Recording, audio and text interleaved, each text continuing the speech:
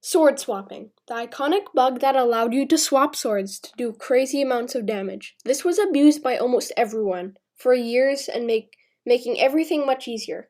How it worked was you hold a sword, and right as you swap to another sword, you attack, which added the stats of both swords together. One item in particular was the Boomerang and Giant Sword swap.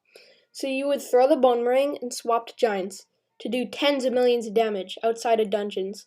Players managed to do hundreds of millions of damage inside of dungeons, swapping from Boomerang to Giant Sword, then to Deathbow. Players used this for their advantage until admins patched it.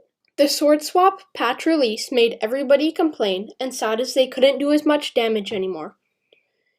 I had an idea though. I went to AH and searched up Giant Sword. They were dropping by millions per minute, so I knew this was my chance to snag one for cheap. The Giant Sword had a price of 155 million coins, but the next day they were at 75 million coins. So I got my money and bought the sword, not knowing if the price would drop or rise. A couple days later, people figured out how to sword swap again, with a new method that was even better than before. And this shot the prices of giant swords all the way up to 170 mil.